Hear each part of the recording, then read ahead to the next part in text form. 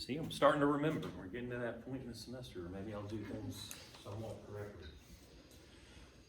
So as I was saying, we're going to look at the 13 colonies again, which by now you know in many ways are very different from one another. But we're about to see them begin to act as one. 13 colonies that are going to eventually, by the late 1700s, have a unity of purpose, if you will. And colonists from Massachusetts and New Hampshire all the way down to South Carolina and Georgia engage in a mass protest movement against certain policies of the British government that ultimately becomes the American Revolution. If we want to understand how that happens, our point of departure, or where we begin, will be that all-out sort of mercantilist, competition-driven war that I alluded to before, which is the 7 Years' War. Which I think I told you before that historians now, many of them would make the case, this is really the first truly global conflict, the first worldwide war, you might call it. Because the countries that are fighting it, those mother countries that have built the mercantilist empires that we looked at last time, have colonies all over the world and are engaged in sailing all over the oceans of the world. And so when war breaks out between those countries, it's going to be fought not just in Europe where those countries are, but also in America and in the Caribbean and on the other side of the world in the Indian Ocean.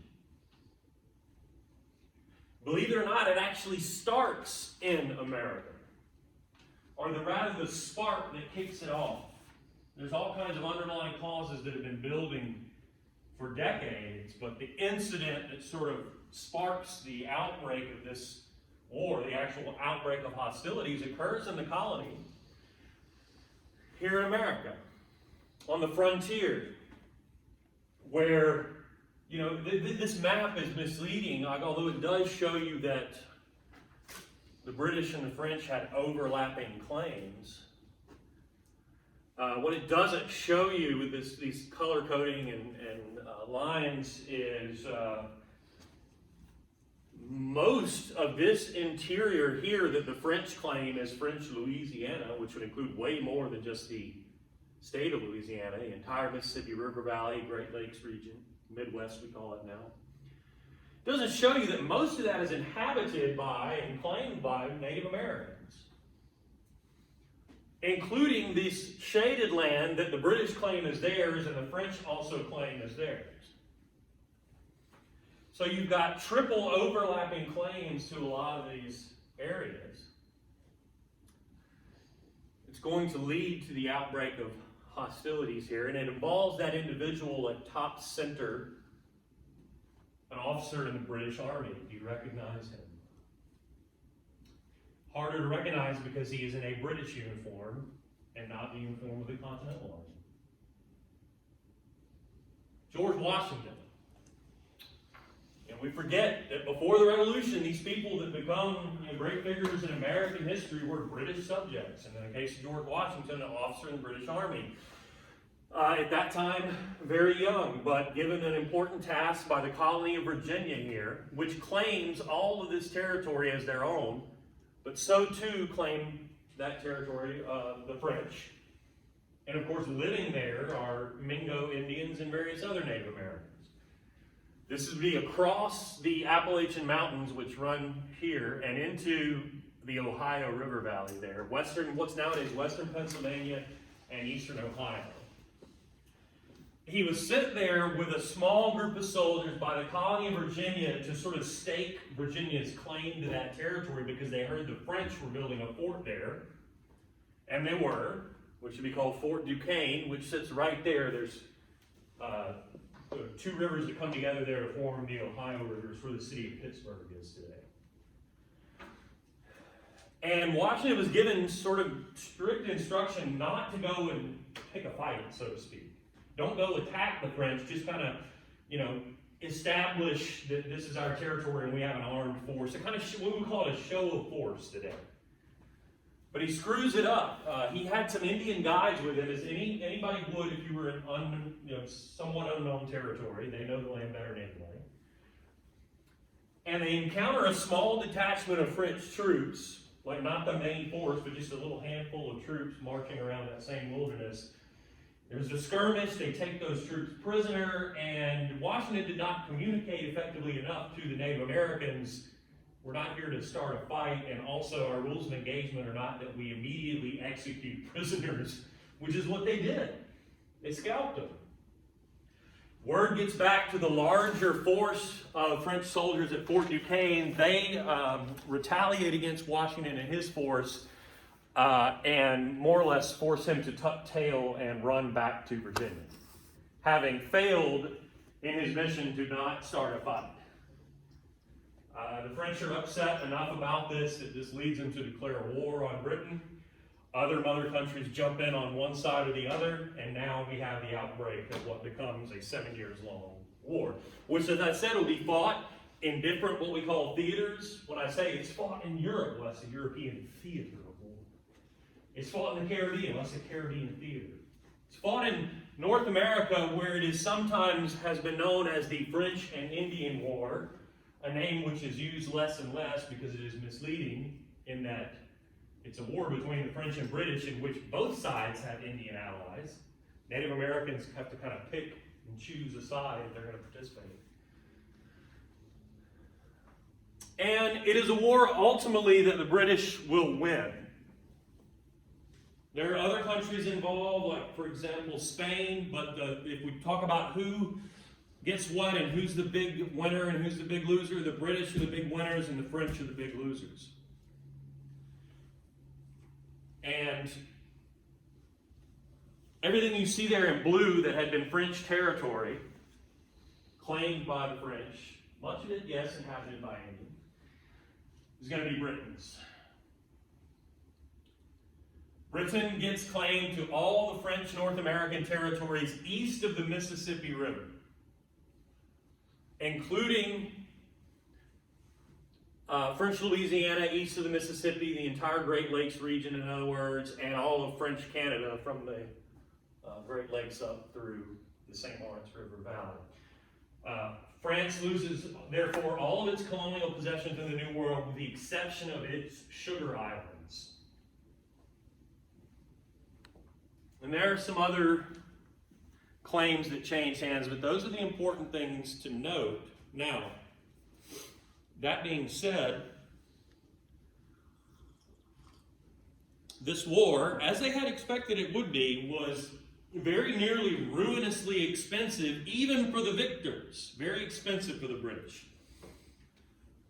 Their national debt doubles as a result of having to fight this war. And they view the colonists in North America as, somewhat responsible for this war having started, due in no small measure to the Washington incident we walked through. And they had to send troops over to fight and protect their colonists from the French and in this French and Indian War North American theater. And then what's more, when the war was over, those Indians who had fought with the French as allies of the French, nobody invited them to peace negotiations. And imagine this, you're in your homeland, you pick the French, they lose, all these French officials in the French army are about to leave, and now you're left with the British, who you just fought against as your enemy, as the only white European people on this continent with whom to deal. It's a very bad situation. And some of the Indians in this region here, the Great Lakes or Midwest, end up continuing to fight against the British once the 7 Years' War is over in what becomes known as Pontiac's Rebellion. Pontiac being the chief who is the leader of said rebellion. So the British have to maintain troops in North America to protect the colonists from this rebellion with Indians even after the 7 Years' War is over. And even after they put Pontiac's rebellion down, they know they're going to have to keep troops garrisoned there for months and perhaps years and maybe in perpetuity. Even beside the issue of Indian rebellions, you didn't know, not all the French subjects living in these areas of former French colonies were going to leave. How would they take being ruled over now as British subjects? Would they perhaps engage in a rebellion? You did not know. So there are two things at issue here. One, Britain has now doubled its national debt and has to think of a way to roll that back. Two, they're facing the continuing cost of leaving troops garrisoned or stationed in North America moving forward. They have a financial problem here, in other words. And they view it as the responsibility of the 13 colonies to in some way help them meet that challenge, to pay down that war debt, to offset the continuing cost of keeping troops in the colonies. They're going to take a long, hard look then at their mercantilist system. You remember we talked about the Navigation Acts and how they could establish a mercantilist system by taxing things like British sugar and molasses at a low level, but other countries' sugar and molasses at a much higher level, so that you create the win-win scenario of either people buy British within the system or they pay a tax, and both these things help you. What was the goal of mercantilism? Control, right? Yeah. So what's happened over the preceding, 60 years or so has been that those policies have not been strictly enforced. They call it salutary neglect. Colonists have not been abiding by those rules. Well, now that you have this issue of war debt and continuing costs, they're going to take a real hard look at that and try to clamp down. Here's another map showing you the results of the treaties that end the 7 Years' War. Previously, all of this had been claimed by the French. This is the 13 colonies. That was the overlapping claims. The Spanish at that time had Florida, as you probably recall. Here, after the war is over, everything east of the Mississippi is now claimed by Britain, including Spanish Florida. But by the way, everything that was French west of the Mississippi, Spain then has. I told you it gets a little confusing. But the important part is to know, what Britain has acquired. But also, please remember, that's a misleading map. This is more accurate. The lines are not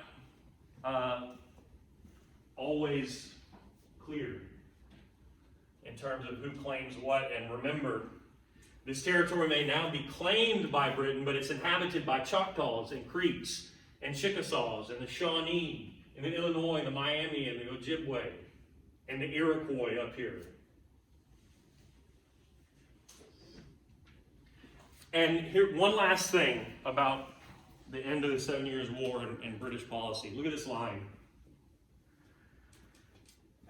The position of the British government was that if they allowed the colonists to continue to move west across the Appalachian Mountains, expand their colonial footprint, encroach upon Indian land, this would cause more conflicts with the Indians, wars, which would cost more money. And so they draw a line along the Appalachian Mountains at basically the existing area of settlement to the east and say, okay, for now, nobody can settle across that line. We don't want to stir shit up, in other words, with the Indians. And think about what caused the whole damn thing in the first place. Virginia trying to expand into the Ohio River Valley. It's what the colonists were wanting to do 7 years ago. And now Britain is saying to them, you can't do that.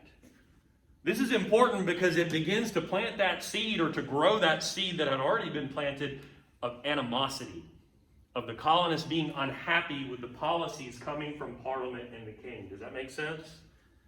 They don't like being told they can't expand their settlement into territories they had claimed for years.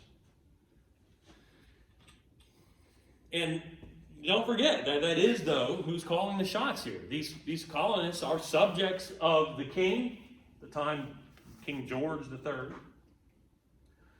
who of course shares power at that time with Parliament, a bunch of old wig-wearing white guys.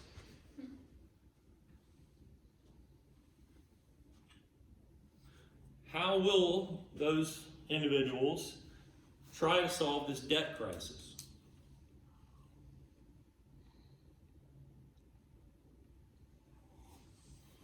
The first measure they take deals specifically with that, those laws regulating, those Navigation Acts regulating trade in sugar in the empire. What had been happening in those periods of those decades of neglect where Parliament wasn't paying a lot of attention to trade in the colonies? Rather than buying British and getting their molasses and sugar from Barbados, Jamaica, the Bahamas, or paying their tax on French or Dutch sugar and molasses, they were bribing customs officials. These are the officials in ports who would have collected the taxes on these things.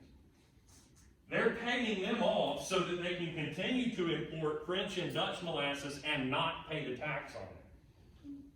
So they haven't been paying their taxes, and instead they've been bribing customs officials and smuggling in the outsider stuff. Parliament and the king understand this, and they try to approach it in a more or less magnanimous way that is not coming in and swooping in and punishing the colonists, but they modify the existing law. Look, listen to this carefully. The existing law was the Molasses Act. That established the policy of low tax on British, higher tax on outsider stuff.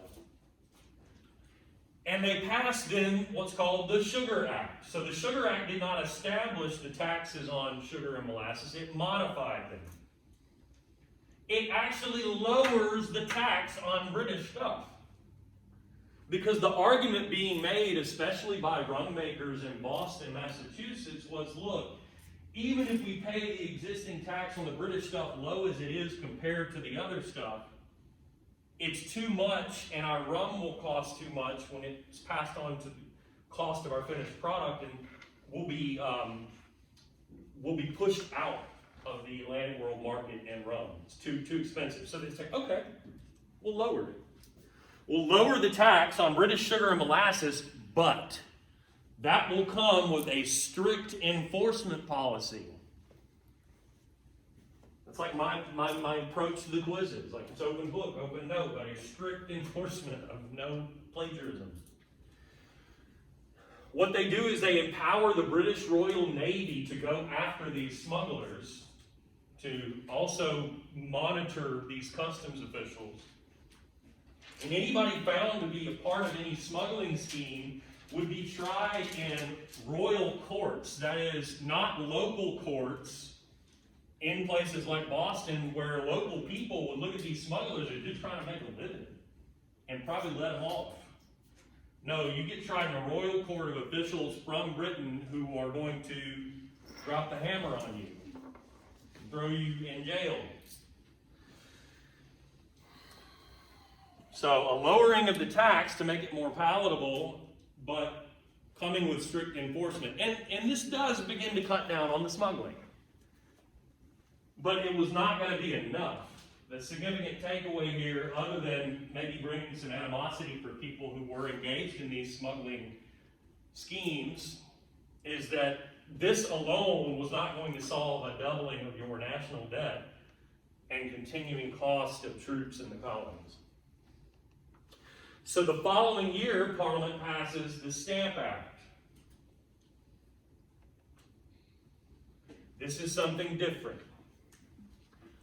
There are two things that make the Stamp Act different from the Sugar Act. The Sugar Act applied to all Britain's colonies, its entire global mercantilist system. It was, in effect, a Navigation Act, in other words. A modification of the existing Molasses Act and Navigation Act.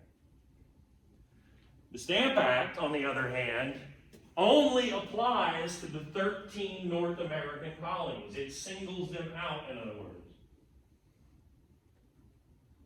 And it is different from the Sugar Act in another way. Because the Sugar Act is a navigation act in essence, it's a tax on trade, on goods that are coming into or out of colonial ports, in this case sugar and molasses. That makes it an external tax. External taxes are taxes on goods coming into or out of colonial ports, taxes on trade, tariffs. The Stamp Act is not that, it is what we call an internal tax. Does anybody know what a tax is? It's not like a tax on stamps for the postal service. Nobody knows? It's a tax on paper documents.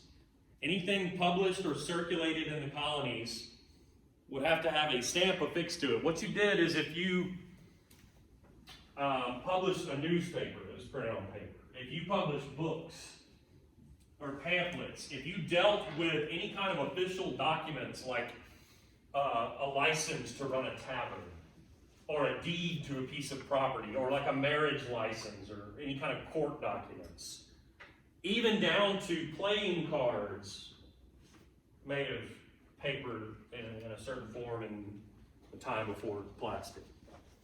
All of these things were taxed in order to be official and legal, which meant you went to a customs official, paid the tax, and to show that you had paid the tax, there's a stamp put on it. Or if it's something like you're a printer and you print books or a newspaper, and every town had a newspaper back then, you get sort of pre-stamped paper and you pay the tax up front. That makes sense? Note how this is different. These are things that are produced, generated in, and stay in the colonies. This is not external taxation on trade that applies to the entire British mercantilist empire. You're singling the colonists in North America out, in other words, specifically to raise a revenue from them, they would say, which meant to get money out of them, which they resent. And two, there's a big difference here. If we're talking about the actions of customs officials and the taxation system or scheme for sugar and molasses, that's something that the colonists more or less accepted was the duty or the purview, if you will, of Parliament and the King. That was something they were in charge of. They get that. And it's not that there had never been internal taxes in the colonies. It's that if there had been up to that point, who would have enacted them? Not Parliament, thousands of miles away in London, but the colonial assemblies. Back then, all 13 colonies had a colonial assembly, which would be the equivalent of today like a state legislature. You know how we send representatives to Washington, to Congress, but we also send representatives and senators to Atlanta to serve in the state legislature, right? And the state legislature deals with more local, otherwise internal stuff. In the colonists' minds, if there were to be internal taxation, their internal affairs, their own affairs of their own house, if you will, that would be the purview of the colonial assemblies. So if the Massachusetts or Virginia or Georgia colonial assembly wanted to tax paper documents, okay. But there's something fundamentally different about Parliament versus these assemblies. What would that be? It's not just the fact that Parliament is across the Atlantic Ocean in London. It's that if one of those colonial assemblies did that and you didn't like it, you could vote those people out. Here's the big takeaway, what I'm driving at. The colonists do not get to elect members of Parliament. We call our members of Congress, congressmen, congresswomen, they call them over there members of Parliament, or MPs. There is no MP from Massachusetts. There is no MP from Virginia, or from Georgia, or from South Carolina. The colonists do not get to elect representatives to Parliament to represent them, like they do for the colonial assemblies. At least white men with a certain amount of property But those individuals did get to decide who represented them in their colonial assemblies. You see the point? If somebody was meddling in their internal affairs, they wanted it to be somebody that they voted for, so that if they didn't like it, they could vote them out. And you don't have that option with Parliament. Now the king and members of Parliament would make the argument, oh, but you have virtual representation because you colonies, we're the mother country, you're like our children, and all members of Parliament represent your interests. What do you think they thought about that? Thought it was a bunch of bullshit. And the reaction is swift and significant. You perhaps foresee what I am driving at here, that the phrase that comes to in our popular historical memory encapsulate everything the American Revolution was about, which today is on the license plates of people in Washington, D.C., because they don't get to elect members to Congress. What is it? It's this phrase you learn in grade school. It's supposed to explain everything about the American Revolution. No taxation without representation. That's on their license plate? Show enough. They don't like it. What that means more specifically is no internal taxation without direct representation. We don't want to have to pay internal taxes unless and until we can elect our own members of Parliament. These are our internal affairs that should be handled by our own colonial assemblies, our own legislative bodies. And these colonial assemblies, in reaction to this, published pamphlets arguing against it, complaining about it, condemning it. Here is an example. Reasons why the British colonies in America should not be subjected to internal taxes by authority of Parliament. Humbly offered for your consideration by the members of the Colonial Assembly of Connecticut. And they're not the only ones. Virginia and other colonies famously issue similar critiques. You guys know Patrick Henry? He's the guy who says, give me liberty or give me death. Well, that tells you what kind of guy he was. And he was one of the ones early on who was like, no, we need to, and he's from Virginia, and the Virginia, what they call the Virginia Resolve, we need to argue Parliament can't tax us for anything at all. They don't have any authority over us like that. And they're like, bordering on treason there, pal. And this is, a good decade before we get to the point of revolution. So most people weren't quite there with Patrick Henry yet. So the Virginia Resolves, like these from Connecticut, argue, hey, when it comes to internal taxation, we don't think you have that kind of authority. Other people took to the streets in protest. You guys know Sam Adams? His name lives on in a very successful beer company, right? Well, there's no direct connection, although the real Sam Adams was in fact a brewer. What I find interesting about that is that the modern day company is very successful, whereas real life Sam Adams was apparently like an utter failure as a brewer, from what I understand.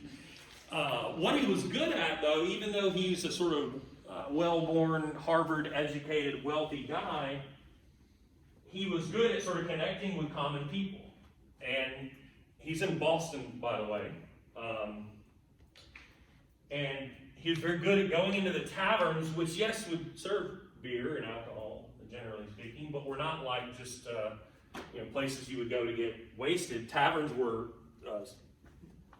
vital community spaces where people would go and read the newspaper, and people who were not literate could hear the news of the day, and they would talk politics and society and other issues. And so Sam Adams was good at going into the taverns and connecting with common people and making that case of no direct or no internal taxation without direct representation.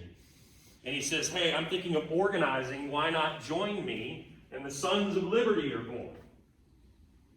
Protest group that spreads beyond Boston to all the 13 colonies of individuals who felt that Parliament didn't have this authority. And the Sons of Liberty under Adams in Boston kind of set the tone when they go after the local customs official. John Oliver, pictured here. You can see what they did to him. And you'll read about this for quiz 2. The preferred humiliation at the time, particularly of a public official in this case, would be tar and feathering. So they strip you down, pour hot tar over you, although as you'll read in a separate incident, if it's more spontaneous, cold tar will do. But hot tar, because it's, burns.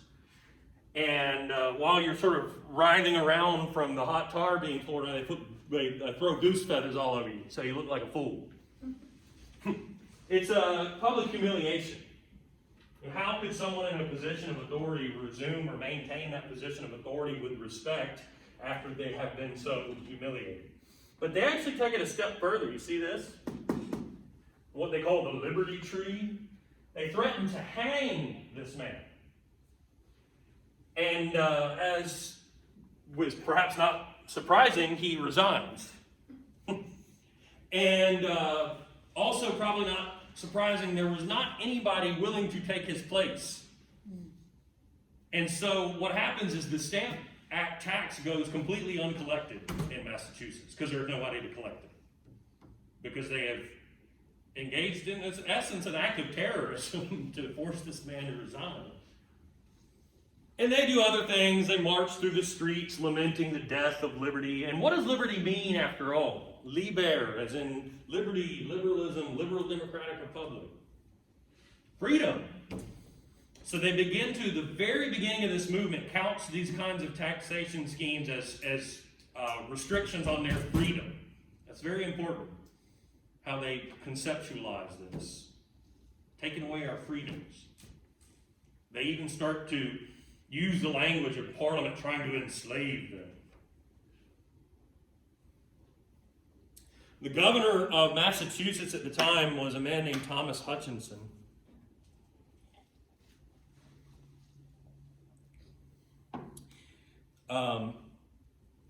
Who is what we would call a loyalist.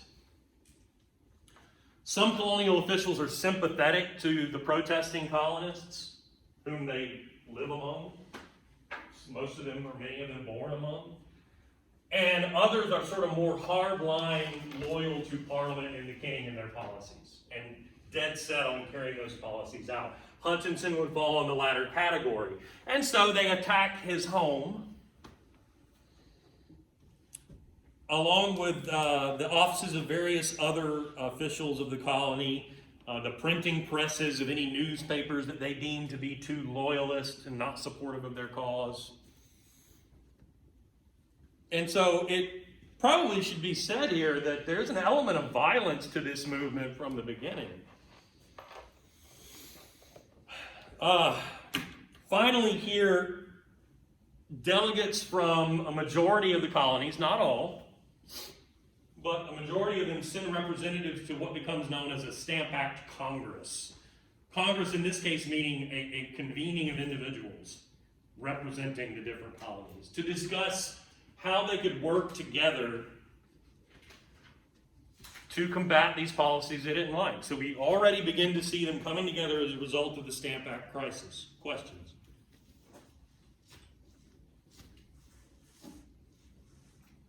That seems out of place since we've moved on from the 7 Years' War. That probably should have been back here. Why the hell would I put it there? That's a map of the 7 Years' War in the colonies. Here's Fort Duquesne, where Washington went, where it says Fort Necessity. Well, that tells you the origins of that fort. Washington built it out of necessity in a hurry and still had to tuck tail and run back. So you can see it's mostly fought in Canada and in that Ohio River Valley.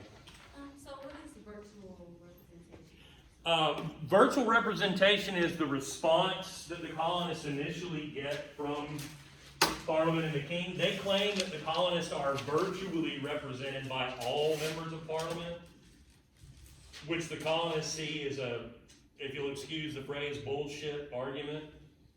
They want to be able to elect these representatives, not accept this idea that all members of Parliament have their best interests in mind.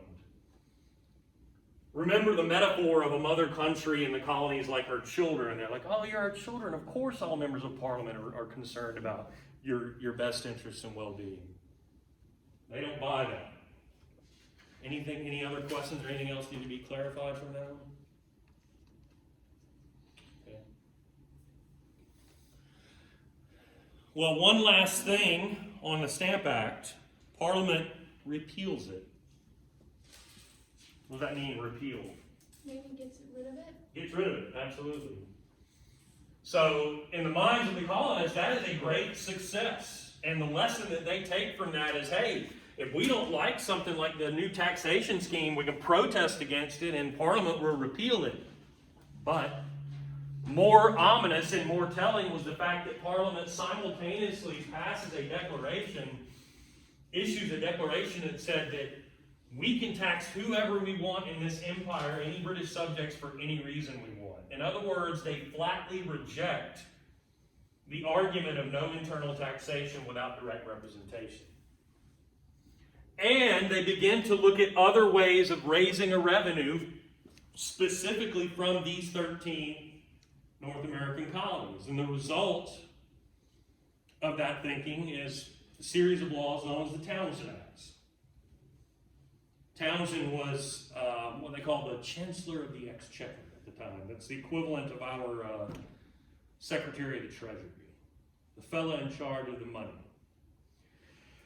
His idea was, okay, the colonists are bitching about internal taxes. Let's go back and think about some other external taxes we might enact.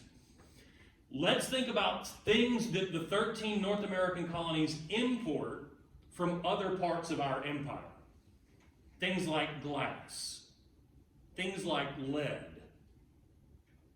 And there's one other thing that you could probably identify that largely comes from South Asia or India, but was very popular in the 13 colonies. Tea. Townshend Act taxes include taxation on the importation of tea. Had these taxes been enacted 10 years before, it might not have been that big of a deal. But this is in the immediate wake of the Stamp Act crisis, and the colonists are feeling empowered to reject taxes they don't like, even if in this case they are external. Because there's something about these Townshend Acts that makes them, in the minds of the colonists, similar to the Stamp Act tax. And that is, they kind of single out these 13 colonies. It's not something that applies, empire-wide, and also that it earmarks some of the revenue that's going to be raised. You know what this phrase means in lawmaking or parliamentary procedure, earmarked? So imagine if you have a book and you want to save your place and you don't have, God, why can I not think of a word for what you would mark? Bookmark? Thank you, Jesus. It's a self-explanatory word, bookmark. Yeah, jeez. You want to save your page, you might like to do that. That's earmarking, right? What it means in lawmaking is you set aside a certain portion of the money that's going to be raised for a specific purpose. You say X amount of this revenue is going to be used for this. So what is the this in this case? It is to pay the salaries of the colony's governors and judges. Something that previously would have been done or handled by the colonial assemblies. So they are taking authority away from the colonial assemblies, placing it in the hands of Parliament. And why would they be interested in paying the salaries of people like Thomas Hutchinson and judges in the colony? At a time where there is this rift between loyalists and people sympathetic to the protest movement. You're putting those officials in your pocket.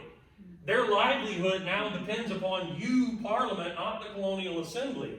So you are strongly increasing the likelihood that they will remain loyalists, because otherwise they might not have a salary anymore. Does that make sense? Yeah. You're buying them off. That's the way the colonists view it. They're trying to buy off our local officials. At the same time, they're taking authority away from our duly elected assemblies. This is where the colonists' minds, many of them, are irreversibly set towards the idea that there's a great conspiracy of Parliament and the King to take away their rights and freedoms and to more or less, in their minds and in their words, enslave them. And so there are more street protests. The Sons of Liberty continue to do, or once again do the kinds of things that they did during the Stamp Act crisis, harassing local officials, damaging homes or buildings of for example, customs office, going after any loyalist leaders, marching through the streets, lamenting the death of freedom, and so on. But at the same time, there is what emerges they call the non-consumption and non-importation agreements, which is a way of saying boycott. Parliament had placed these new taxes on glass, lead, and tea, and they said, okay, well, let's see how Parliament likes it when we stop buying those products. We refuse to import those products anymore. We will then boycott those commodities. And I want to show you what happens when loyalists decide they don't want to have anything to do with such a boycott. Look at this from a colonial newspaper. A list of the names of those who audaciously continue to counteract the united sentiments of the body of merchants throughout North America by importing British goods contrary to the agreement. John Gillespie in Queen Street has imported a quantity of glass contrary to the agreement and refuses to reship them. So they're publicly outing people who aren't going along with the boycott, and even more, they're telling you where to find them. And you can guess why they would say where these people live or do business, so that you can be found and intimidated or worse, right? So there's an intimidation campaign that goes along with this boycott for any loyalists who would not abide. Well, once again, and look, by this time this has become a phenomenon in all the 13 colonies. I want to make that clear. But from the beginning, and certainly here now, the hub of protest activity is Boston, Massachusetts. And Thomas Hutchinson, the loyalist governor I've talked about, at that time he didn't have a national guard to deploy like a state would today in a case of domestic insurrection. There are no British troops at that time stationed in Massachusetts. And so there's no Boston city police force at that time. So what would you do in order to, in your mind, maintain law and order? Hell, how would you protect yourself in your own home? Which, by the way, and you might find this useful on Quiz 1, as a matter of fact, as an example of something that occurs here now and not during that period we looked at before. You're going to read about for Quiz 2 a preferred tactic of harassment and humiliation that they unleash upon, they ransack Hutchinson's house, the governor.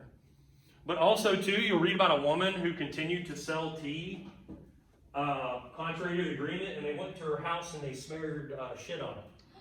Yeah, actual feces. As a way of intimidation, humiliation, but also, too, as a practical matter, nobody's going to want to go there and buy tea if the house has got crap all over it, right? So a practical solution. But if you're Hutchinson, my point is, what do you do to stop that kind of activity? Well, he appeals to Parliament, please send me troops, and they do. So in 1768, we're about to have 3,000 British troops from Britain, not from among the colonists, but British subjects from Britain in the colony, that are more or less an annoyance at first. They would kind of bully people, push people around, carry themselves like they're better than the colonists, push people out of the way walking down the street, this kind of thing. The colony had to pay to quarter them, that is to provide them with a place to live and to train and this kind of thing. But after a year or so, what had been annoyance becomes more of hatred towards these people, outsiders. And we get the incident that comes to be known as the Boston Massacre.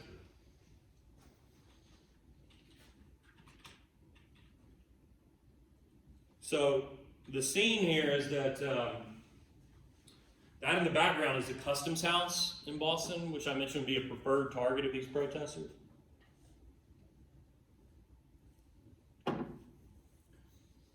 And it's got British troops guarding it, as you would expect, because it was target of harassment and protest.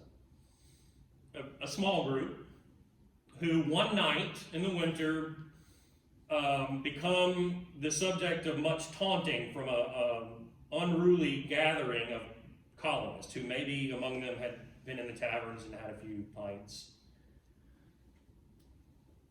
maybe a little whiskey, and maybe a little rum.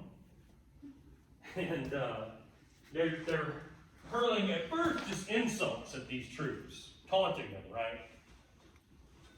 But eventually somebody decides to start throwing snowballs at them, and they call for reinforcement from other troops around corners of different parts of the city within earshot.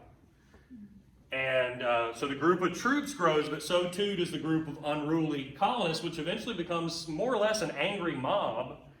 And some of those snowballs eventually ain't just snowballs, they got rocks in them.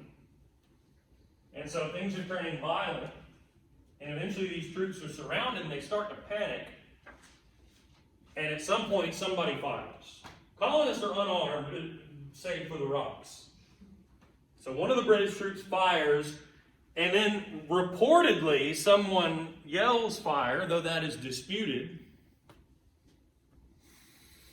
In other words, disputed as to whether there was an actual order given by an officer to fire, but fire they did into this crowd, and the result is the death of 4 people. So we have the first bloodshed in what is going to become the revolution. You guys know Paul Revere? British are coming, one if by land, two if by sea. Well, that's a little bit later. I think I and maybe some other historians would argue Paul Revere's greater contribution to the movement that becomes a revolution is that right there, that rendering, which he produces and entitles, look at the top left, The Bloody Massacre.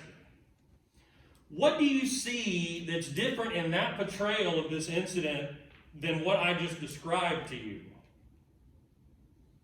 Do you see the angry mob throwing rocks and hurling insults? Oh, no. No. It just makes the British look bad. Just minding their own business, shot in the back, laying on the ground with a big hole in their head. There's even a little puppy dog there for good measure.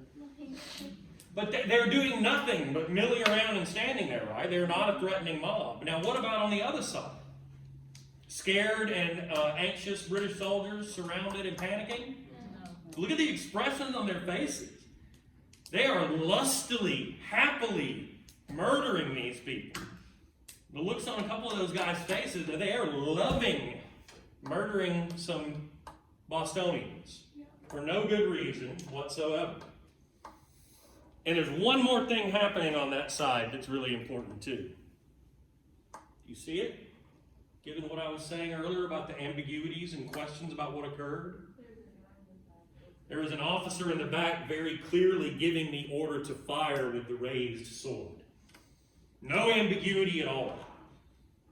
This rendering tells everybody in the colonies, whether they could read or not, by the way, that this was an unprovoked, senseless murder of perfectly innocent civilians minding their own business, systematically gunned down in the back by British soldiers under orders of an officer. And this is reprinted in newspapers all throughout the colonies and becomes the way that colonists understand this incident. And they begin to wonder, you have to wonder, if you're reading about this or seeing this image in the tavern in Savannah, you're thinking, hell, if they could do it to them, they could do that to us too.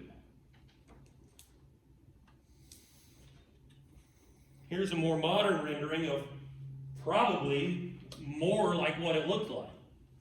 Nighttime, snow on the ground, chaos. Can't hardly tell who's who, right? No officer giving the order to fire. A lot more ambiguous. But the takeaway in the write-ups in the colonial newspapers is this right here. 4 people dead who didn't deserve it at all.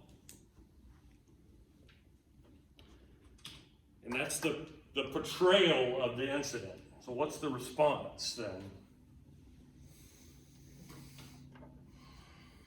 Well, Parliament repeals some of the taxes established by the Townshend Acts and leaves in place one, and I don't have to tell you which one. Tea. The tax on tea will remain. The others are repealed. The troops are temporarily removed from Boston.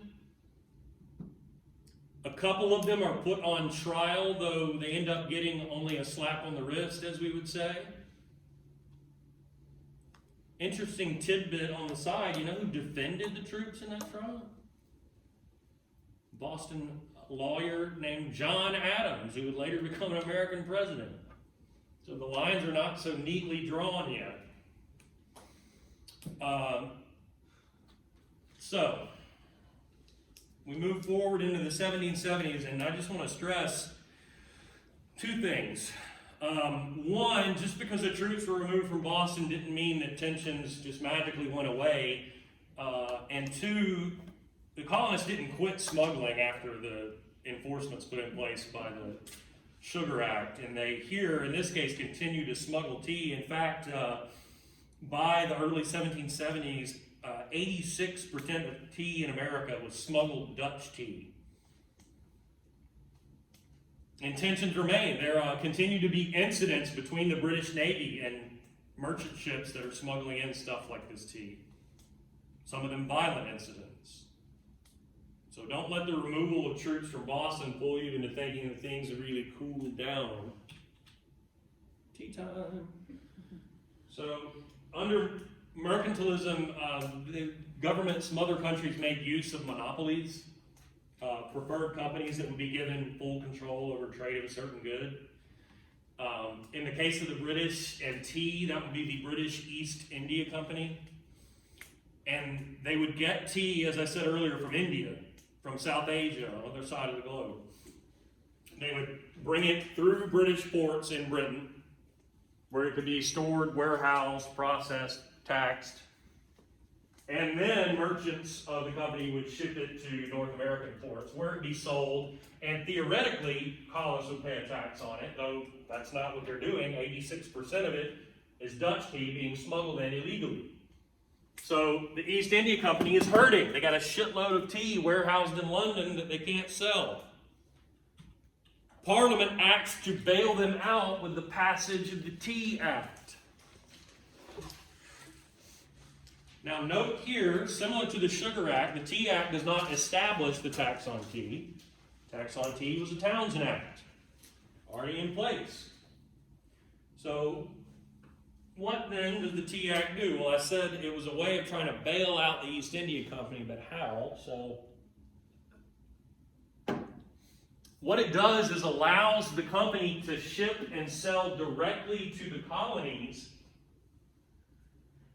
bypassing going through Britain itself, bypassing that step of additional cost and going through British homeland ports first, and allowing the company to sell straight to the colonies, but not removing the tax on the colonists for purchasing the tea.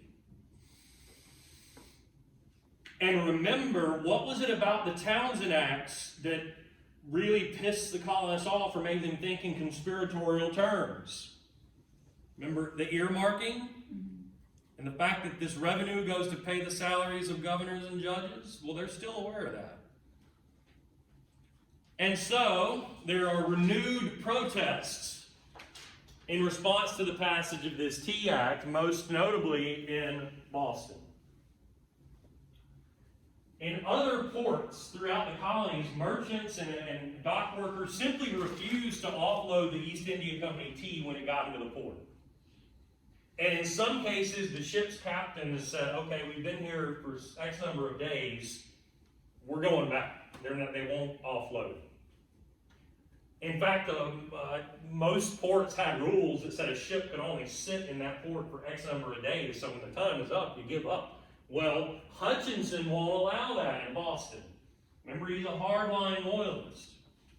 And he insists that those ships not leave, and insists that at some point by somebody, that damn fee is getting offloaded, the tax is going to be paid on it, and it's coming into this colony. Sort of tries to put his foot down. The response orchestrated by the local Sons of Liberty is the incident that comes to be known as the Boston Tea Party, where, as you'll read for quiz 2, a group of colonists organized down around the docks, having come out of the taverns one evening, thinly disguised themselves as Mohawk Indians by putting a little coal dust on their faces and maybe a feather in their cap and grab a hatchet, and they row out in rowboats to these ships of the East India Company. They seize control of the ships. They take the wooden chest of tea, and take the hatchets and bust up the chest and throw them overboard into the harbor, such that when they do get into the water, they don't just float, they sink and the tea is ruined. We're talking about the equivalent of probably hundreds of thousands of dollars in modern day money of British East India Company tea. And if we understand that the East India Company is what they would call a preferred crown monopoly, in a way of looking at this, it's not just the East India Company tea, that's the King's tea. Certainly that was the way King George took it, and so too a majority of Parliament, who are very, very angry about this act and determined to nip this issue in the bud, if you will, to put their foot down with these unruly colonists. And they respond, does Parliament, with the passage of a series of laws known as the Coercive Acts, one of which closes Boston Harbor with the enforcement of the British Navy, no ships in or out until the tea is paid for. You know, these colonies don't manufacture a whole lot, and they depend upon exporting, in this case, things like timber and fish. And the closure of that harbor that harbor is the lifeblood, the heart of that colony, and its closure affected everybody. And so that act is going to wake up a lot of people who maybe weren't 100% behind this protest movement that might be going to be now, when Parliament's affecting your livelihood. And it wasn't just that. Coercive acts, plural. What else do? They revoke the Massachusetts Colonial Charter for the purpose of banning what they call town meetings. Every town in Massachusetts, going back to Puritan times, from little towns like Salem to big cities like Boston, had what they call a town meeting, which is not one single meeting, but is a way of referring to what we would nowadays call probably a city council, a local group that meets to discuss matters of local governance. Parliament and the King viewed these as the vehicle through which this protest movement had taken shape, and they exercised what they view as their authority to call these illegal meetings that didn't have the authority of the King, and to put an end to it. They also, as part of the Coercive Act, send troops back to Boston. They also issue a quartering act that insists, again, that the colony pay for the housing and the barracks and the training area for these troops, and their room and board, if you will. At the same time, they pass a law for, remember, it's not just the 13 original colonies that belong to Britain now. They have Canada too. They pass a law for Canada, which is mostly former French subjects who are Catholic, not Protestant like most British. They pass a law that allows those people to practice Catholicism. So the point of that, which is not directed obviously at Massachusetts, is at the same time they are limiting the fundamental rights of colonists in Massachusetts, they're expanding the rights of former French colonists next door in Canada. They pass what the colonists come to call the Murder Act as part of the Coercive Acts, which says any British officials, including soldiers, accused of serious crimes in the colonies, like, say, shooting colonists in the back in the streets of Boston, They would not be tried locally as before, they would be tried in a British court back in Britain, which in the minds of the colonists immediately signals that whatever they do, they're going to get away with it. So they take that murder act to mean we could see or going to see more Boston massacres happening, and they're going to get away with it scot-free. And remember, they sent troops back to Boston, and last one of the coercive acts. Hutchinson is replaced. Hutchinson was a lawyer. That was his occupation before being governor. He's replaced by a man named Thomas Gage, G-A-G-E. You want to take a stab at the occupation and life of Thomas Gage at that time? General Thomas Gage. Put all that together.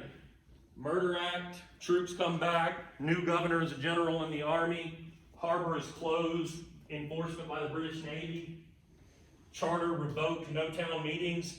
It is in effect a military occupation of the colony of Massachusetts. And to the colonists, this was simply intolerable. Could not be tolerated. That's the way they come to view these. That's their word for the coercive acts, the intolerable acts. And as news of this spreads, it's the same thing with the Boston Massacre that we saw. The colonists start to wonder if they could do it to Massachusetts, they could do it to Virginia or Georgia or anybody. And they begin to think about solidarity. And in fact, every colony except our own dear Georgia sends a representative or a group of representatives to what becomes known as the First Continental Congress. Remember, they had done this, some of them with the Stamp Act crisis, and they do it again here, and it's all but one. Georgia will eventually get on board. And that Continental Congress begins to think about, what will we do if this becomes a wider problem? What can we do to show solidarity with Massachusetts? They don't do a whole lot. But one thing of consequence that'll help us transition to our last slide, I think.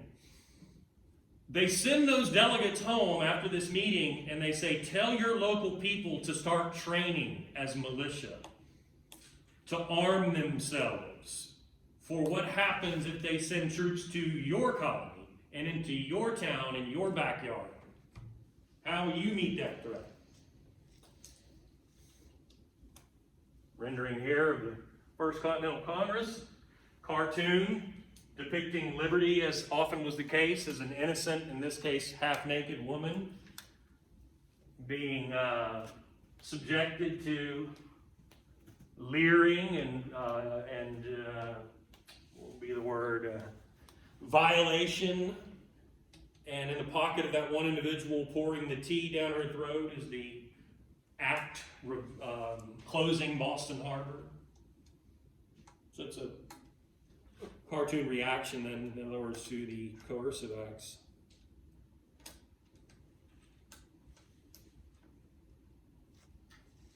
Question? I know we're almost out of time. So Gage, our new governor, who's a general who has 3,000 troops at his disposal in Boston, is made aware that as they were instructed, colonists out in the countryside of Massachusetts, now troops are all in Boston, but out in the countryside, west of Boston, the smaller towns, they knew that militia were gathering up weapons and training without, of course, the authority of the king or parliament. And this is something that you could not do.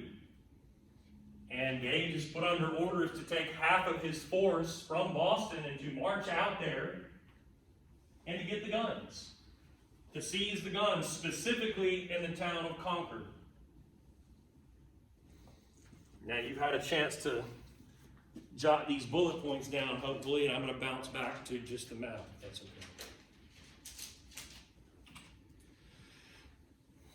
So, here is the city of Boston. Now today, if we pulled up Google Earth, this whole region is part of the Boston metropolitan area. It's big and sprawling like Atlanta. Back then, the city is here, and this is all countryside, and these are little towns. Here's Concord. Now, if you had troops that were going to march out, there was only one road, They're going to march out on the road. To get to Concord, they got to go through Lexington. And this is that moment.